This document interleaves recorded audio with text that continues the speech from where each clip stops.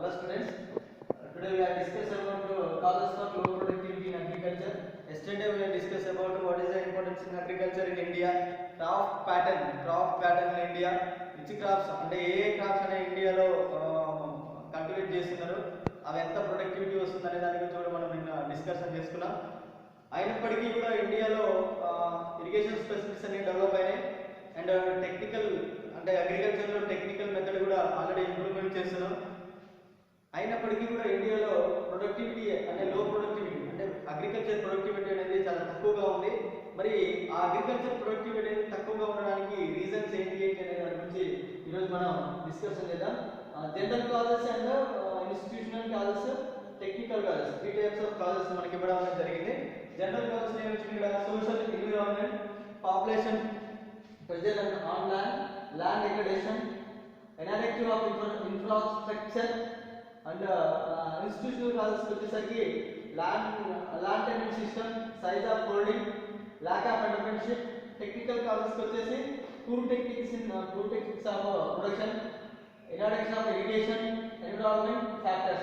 వీటిని మనకి ఇక్కడ కాజెస్ మన మెయిన్ కాజెస్ గా లో ప్రొడక్టివిటీకి చెప్పడం అనేది జరిగింది. టోటల్ ఇండియాలో చూసుకున్నట్లయితే చెప్పిన ఆల్రెడీ ఇంతకుముందు 60 నుంచి 70% people lives in rural areas. Rural ఏరియాస్లో నివసిస్తున్నారు. రూరల్ ఏరియాస్లో మెయిన్ ఎంప్లాయ్మెంట్ అనేది అగ్రికల్చర్ మీదనే ఎక్కువగా డిపెండ్ కావడం అనేది జరుగుతుంది. అంటే రూరల్ మెయిల్ పాపులేషన్ కావచ్చు, ఫీమేల్ పాపులేషన్ కావచ్చు, అగ్రికల్చర్ మీద డిపెండ్ కావడం అనేది జరుగుతుంది అని కూడా చెప్తాను.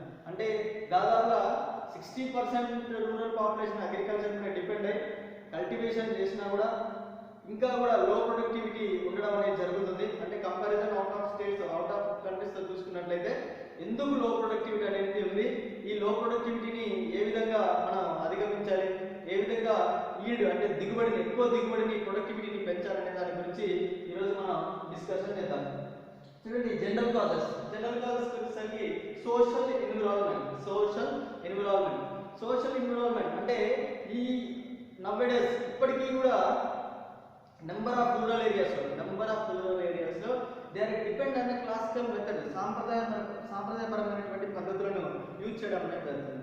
హౌ ఇస్ ఇట్ అంటే దే ఆర్ యూజింగ్ అంటే ఏ విధంగా అంటే ఏమంటారు ఇంకా ఓల్డ్ మెథడ్స్ అన్నమాట, న్యూ మెథడ్స్ కాకుండా ఓల్డ్ మెథడ్స్ని యూజ్ చేసుకుంటూ ఈ కంటిన్యూషన్ తీసుకోవడం అనేది జరుగుతుంది. ఓకేనా. ఇంకోటి ఏంటంటే వాళ్ళ మెథడ్స్ మొత్తం ఏ విధంగా ఉంటాయంటే మూఢనమ్మకాలతోటి అర్థమైన అంటే ఇల్లిటరసీ అక్షరాస్యత లేకుండా ఉండడం వల్ల, ఇంకా పురాతనమైనటువంటి ఆచార సంప్రదాయాలు ఇవన్నిటినీ కూడా ఇంకా ఫాలో కావడం వల్ల వాళ్ళు ఏమైతుందో అక్కడ ప్రొడక్టివిటీ అనేది తక్కువ రావడం అనేది జరుగుతుంది. అంటే ఏంటి ఇంకా అంటే నవ్వేడేస్కి వచ్చేసరికి టెక్నికల్ మెథడ్స్ అనేవి అక్కడ కల్టివేషన్లో యూజ్ చేయడం అనేది జరుగుతుంది. కానీ వాళ్ళు ఇంకా గొడ్డలి అర్థమైన ఎడ్ల బండతోటి కల్టివేట్ చేయడం ఇలాంటివి చేయడం వల్ల న్యూ టెక్నిక్స్ అనేది అక్కడ ఇంప్లిమెంట్ చేయలేకపోవడం అనేది జరుగుతుంది. అలా దాన్ని ఇక్కడ ఏమంటున్నాం సోషల్ ఎన్విరాన్మెంట్గా మనం చెప్పుకోవడం అనేది జరుగుతుంది. నెక్స్ట్ ఏంటి పాపులేషన్ ప్రెజర్ ఆన్ ల్యాండ్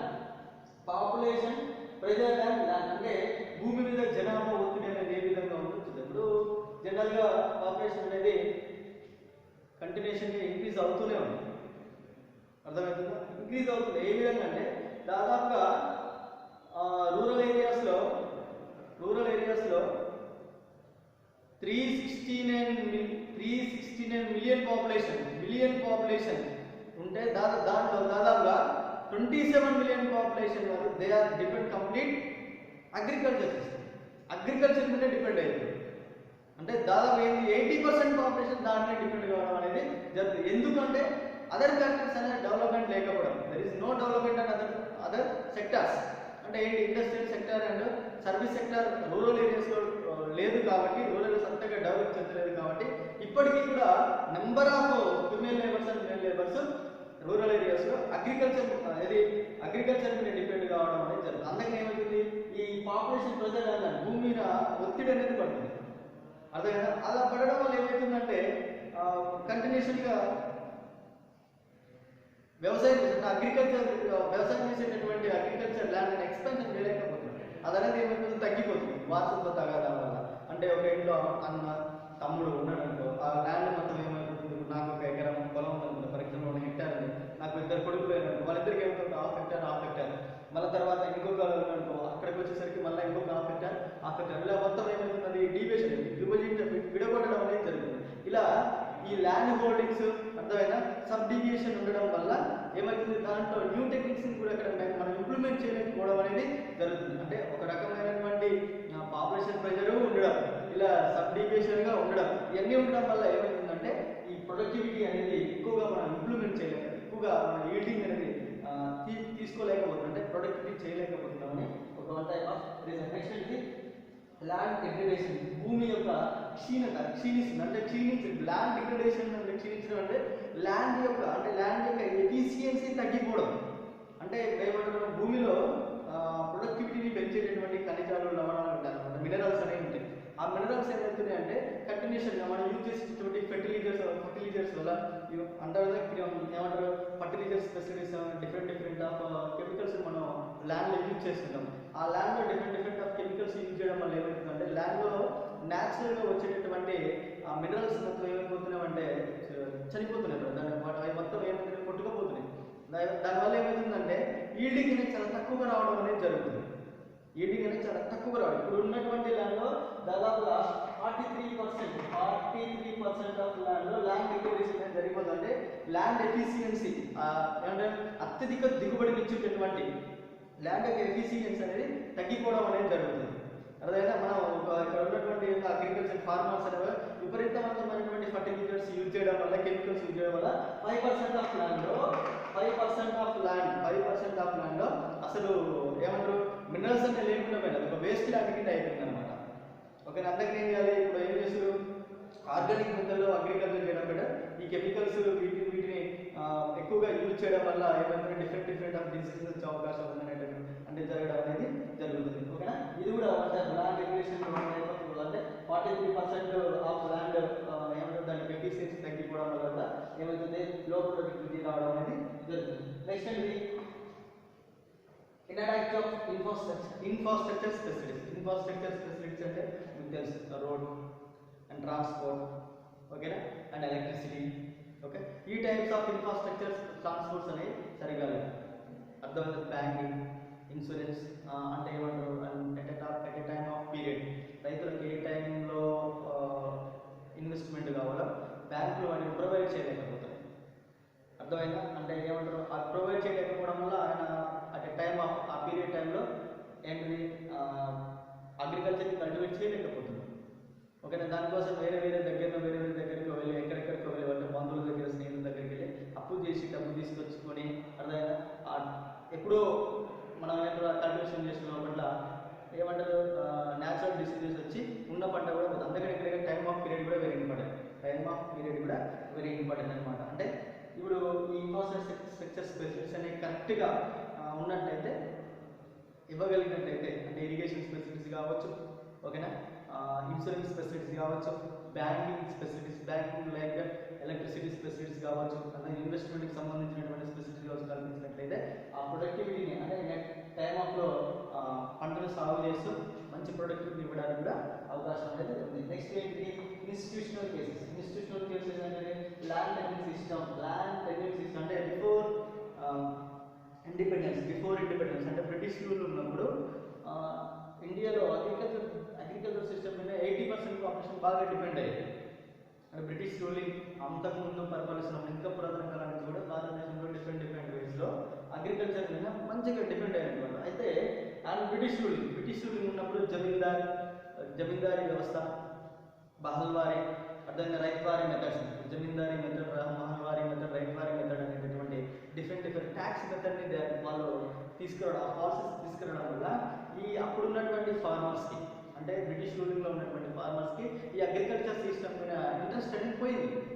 ఏ విధంగా పోయిందంటే అప్పుడు ఉన్నటువంటి కౌలు విధానాలు అంటే ల్యాండ్ రెంట్ తీసుకొని సాగు చేసినటువంటి విధానాలు కానివ్వండి, ఈ జమీందారు విధానం కానీ, మహల్వారీ విధానాలు కానీ, రైతువారీ విధానాలు కానీ రైతు అంటే అగ్రికల్చర్ చేయడానికి ఎంకరేజ్మెంట్గా ఉండేవి కాకపోవడం వల్ల అప్పుడున్నటువంటి ఫార్మర్స్ అందరూ కూడా they are not interest to agriculture system మీద ఇంట్రెస్ట్ లేకుండా ఉండడం అనేది జరిగింది. అంటే ఏంటి, రైతులు అప్పుడున్న సిస్టమ్ విధానాల వల్ల అగ్రికల్చర్ చేయడానికి ఇంట్రెస్ట్ చూపలేదు. అప్పుడున్నటువంటి ఏమంటారు ఎవరైతే రూరల్స్ ఉన్నారో పరిపాలిస్తున్నారో రూరల్స్ ఏం చేశారు, అగ్రికల్చర్ని డెవలప్ చేయడానికి ఎలాంటి రకాలైనటువంటి ఇరిగేషన్ ఫెసిలిటీస్ కానీ ఎలక్ట్రిసిటీ ఫెసిలిటీ వాళ్ళు కూడా ప్రొవైడ్ చేయలేదు. ఇలా కొన్ని రీజన్స్ వల్ల ఏమైతుంది, ఈ లో ప్రొడక్టివిటీ కంటిన్యూషన్గా రావడం అనేది జరిగింది. నెక్స్ట్ ఉన్నటువంటిది సైజ్ ఆఫ్ హోల్డింగ్.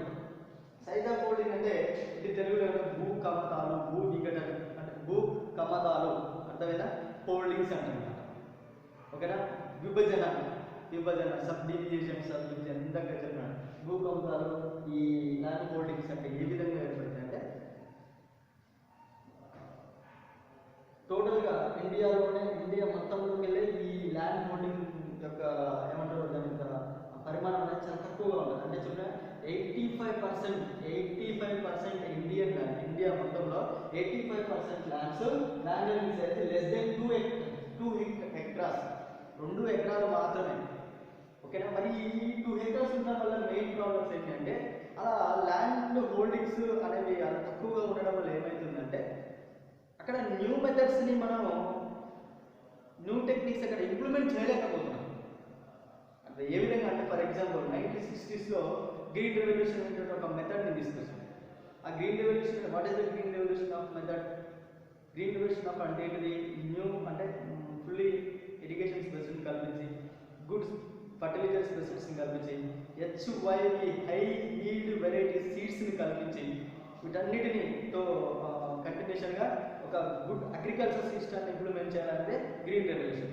బట్ ఆ గ్రీన్ రెవల్యూషన్కి ఈ size of land hold size of 2 acres అనేది సరిపోవు. అంటే పెద్ద మొత్తంలో ల్యాండ్ అనేది కావాలి. అంటే ఎందుకు ఈ హోల్డింగ్ అంటే భూమి అనేది అట్లా విభజించబడుతుందంటే మనకు ఉన్నటువంటి క్లాసికల్ మెథడ్స్, పురాతనమైనటువంటి పద్ధతులు ఏ విధంగా నేను ఆల్రెడీ ఇంతకుముందు మా తాతకు ఫర్ ఎగ్జాంపుల్ మా గ్రాండ్ ఫాదర్కి దాదాపు ఎంత ఉంది 5 hectares ఉంది, 5 ఎకరాలు ఉంది. 5 ఎకరాలు ఉన్నప్పుడు ఆయన సైకిల్ చేసుకుని ఆయన 3 కొడుకులు లేకపోతే 2 కొడుకులు ఉన్న అయినప్పుడు ఏం చేసారు, మా తాత ఆ 5 ఎకరాలని ఒక కొడుకు 2.5 ఎకరాలు, ఇంకో కొడుకు 2.5 ఎకరాలు పనిచేసారు. మళ్ళీ ఆయనకి వాళ్ళ కొడుకులకు వచ్చారు, ఒకరికి 2, ఇంకొకరికి 2. వాళ్ళకు వచ్చే కాలకి ఏమైంది, ఆయనకు సగం పంచుకుని ఈయన సగం పంచుకుని ఇలా వారసత్వంగా కంటిన్యూషన్ ఏమవుతుంది, సబ్ డివిజన్ ల్యాండ్ అనేది ఇలా ఉన్న ఇంత విస్తీర్ణంలో ఉన్నటువంటి ల్యాండ్ తర్వాత ఇలా రావడం అనేది జరుగుతుంది. అయితే ఈ చిన్న మొత్తంలో మనం న్యూ టెక్నిక్స్ని ఎక్స్పెన్షన్ చేయడం, కొత్త మెథడ్స్ని ఎక్కడైనా మనం ఏం చేస్తున్నాం ఇంప్లిమెంట్ చేయలేకపోతున్నాం కాబట్టి ఇంకా అగ్రికల్చర్ ప్రొడక్టివిటీ అనేది చాలా తక్కువగా ఉంది. అందరినీ ఏం చేయాలి, ల్యాండ్ హోల్డింగ్ సైజ్ అనేది ఏం చేయాలి, పెంచాలి. అర్థమైనా, అందుకనే కంటిన్యూషన్గా రావడం కాకుండా కోఆపరేటివ్ అగ్రికల్చర్ సిస్టమ్ కూడా తీసుకుని సహకార వ్యవసాయం అనేటువంటి పద్ధతిని కూడా తీసుకురాం. బట్ మన దగ్గర అంత ఇంప్లిమెంట్ అనేది లేదు. నెక్స్ట్ ఏంటంటే ల్యాక్ ఆఫ్ ఎంటర్‌ప్రెన్యూర్‌షిప్. మన ఇండియా లాంటి కంట్రీస్లో ఈ ఎంటర్‌ప్రెన్యూర్‌షిప్ అనేది అగ్రికల్చర్ సిస్టంలో చాలా తక్కువగా ఉందని చెప్పుకోవచ్చు. చాలా అంటే చాలా తక్కువగా ఉంది. బికాస్ ఆఫ్ కాంపిటేటివ్ మెథడ్స్ అనేవి లేవు. అంటే ఏమంటారు, ఫర్ ఎగ్జాంపుల్ ఫారిన్ కంట్రీస్లో ఎంటర్‌ప్రెన్యూర్‌షిప్స్ మంచిగా ఉండడం వల్ల కాంపిటేటివ్ అగ్రికల్చర్ సిస్టమ్ మంచి కాంపిటేటివ్ ఉంటుంది. అర్థమైనా, గుడ్ ప్రొడక్టివిటీని, గుడ్ సీడ్స్ని, అర్థమైనా మంచి స్పెసిఫిక్స్ని కల్పించి హెవీ లెవెల్ ఆఫ్ ప్రొడక్టివిటీని బిల్డింగ్ చేయడం అనేది జరుగుతుంది. ఎందుకంటే అక్కడ ఎంటర్‌ప్రెన్యూర్‌షిప్ కాంపిటీషన్ మెథడ్స్ అనేవి ఆ విధంగా ఉంటాయి. మన ఎంకరేజ్ అంటే గవర్నమెంట్ ఆఫ్ ఎంకరేజ్మెంట్స్ కూడా ఆ విధంగా ఉంటాయి కాబట్టి మన మంచి మెథడ్స్ ఉంటాయి. కానీ మన దగ్గర ఆ ఎంటర్‌ప్రెన్యూర్‌షిప్ మెథడ్స్ అనేవి చాలా తక్కువగా ఉంటాయని చెప్పుకోవచ్చు. అది కూడా ఒక రకమైనటువంటి రీజన్. నెక్స్ట్ ఏంటి,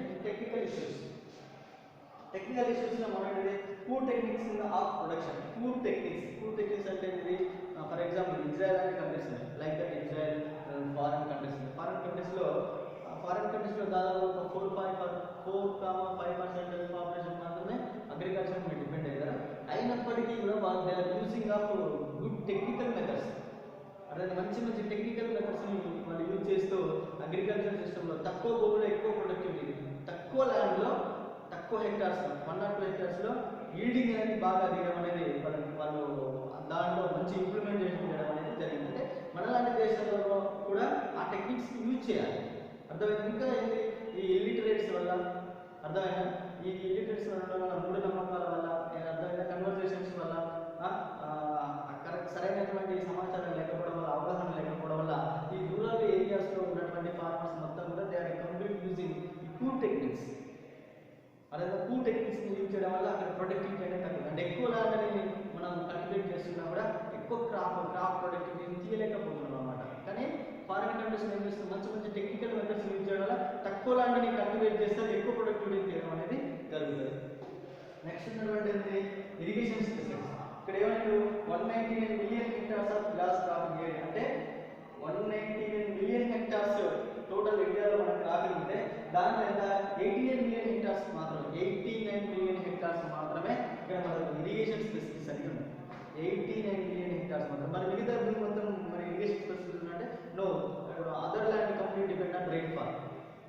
ఓకేనా, వర్షాల మీద ఆధారపడేటటువంటి పరిస్థితి ఉండడం అనేది జరుగుతుంది. అంటే ఏంటిది, వర్షాల మీద ఆధారపడి ఉన్నటువంటి పంటలకు అది సంవత్సరంలో వర్షాలు బాగా పడితేనేమో కల్టివేషన్ ఉంటుంది, వర్షాలు బాగా పడకపోతే కల్టివేషన్ అనేది ఉండదు, సాగు అనేది చేయడం అనేది జరగదు. అందుకని ఏం చేస్తారు, ఇంకా డిఫరెంట్ ప్రాజెక్ట్స్ కనుక మనం మెయింటైన్ చేయగలిగినట్లయితే ఏమంటారు, కెనాల్స్ ద్వారా ఈ ఉన్నటువంటి ల్యాండ్ కూడా, ఈ అదర్ ల్యాండ్స్ కూడా కొన్ని మంచి ఇరిగేషన్ స్పెసిఫిక్స్ కల్పించినట్లయితే అక్కడ ఏమైతుంది, ఈ ప్రొడక్టివిటీ ఇంకా సాగు అనేది, అంటే వేస్ట్ అనేది సైతం మంచి ల్యాండ్గా తీసుకొచ్చి సాగు చేసినట్లయితే ప్రొడక్టివిటీ ఇంకా పెంచుకోవడానికి కూడా ఛాన్స్ అనేది ఉంటుంది. నెక్స్ట్ ఏంటి, ఎన్విరాన్మెంట్ ఫ్యాక్టర్స్, అంటే అన్ని భాగంలో కూడా ఎన్విరాన్మెంట్ కూడా మనకు ఎంకరేజ్, అంటే అది కూడా కొంచెం సపోర్టెడ్గా ఉండాలి. ఎన్విరాన్మెంట్ ఫ్యాక్టర్స్ కూడా మనకు సపోర్టెడ్గా ఉండాలి. అంటే ఏమంటారు, ఒక్కోసారి రైన్ ఫాలింగ్ బాగా ఉండడం వల్ల మనకు అతివృష్టి అని అవృష్టి అంటారు, బాగా రైన్ ఫాలింగ్ అనేది కూడా పంటలు అనేవి ఎక్కువ అనేది జరుగుతుంది. అర్థమైనా, కొన్ని అంటే డిఫరెంట్ ఆఫ్ డిసీజెస్, వ్యాధులు వస్తాయి, క్రిమి కీటకాలు ఏమైనా చేయాలంటే పంటలు మొత్తం నాశనం చేసుకోవడం అనేది జరుగుతుంది.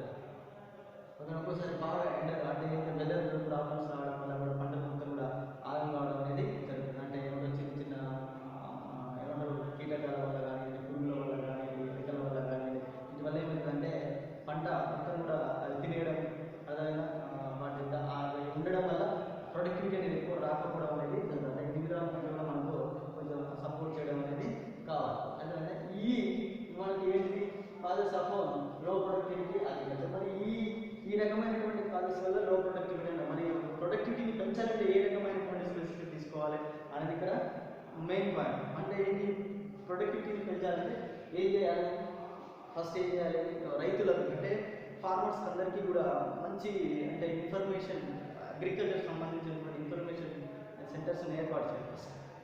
ఏ విధమైనటువంటి మెథడ్స్ యూజ్ చేయాలి అంటే, ఫర్ ఎగ్జాంపుల్ అన్నదాత అనేటువంటి ప్రోగ్రామ్స్, టీవీలో జై కిసాన్ అనేటువంటి ప్రోగ్రామ్స్, ఇలా ప్రతి విలేజ్ కూడా ఇన్ఫర్మేషన్, అక్కడ ఉన్నటువంటి district quarters, mandal head quarters ఇట్లా ఉంటాయి కదా, ఇలా అగ్రికల్చర్కి సంబంధించినటువంటి ఇన్ఫర్మేషన్ సెంటర్ ఏర్పాటు చేసి ఏ సీజన్లో ఏ టైప్స్ ఆఫ్ క్రాపింగ్ అనేది ఉండాలి, ఏ ల్యాండ్లో ఏ టైప్ ఆఫ్ క్రాపింగ్స్ అనేవి మెయింటైన్ చేసుకోవాలి అనే దాని గురించి రైతులకు అవగాహన కల్పించాలి.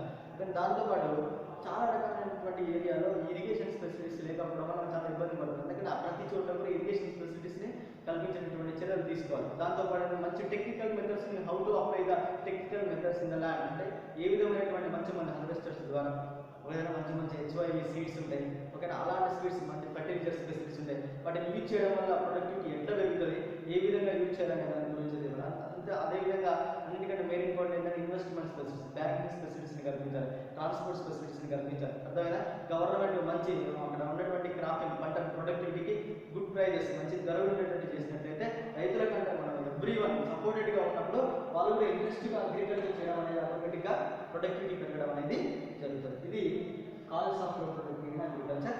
నెక్స్ట్ వేరే టాపిక్ గురించి మాట్లాడతాం.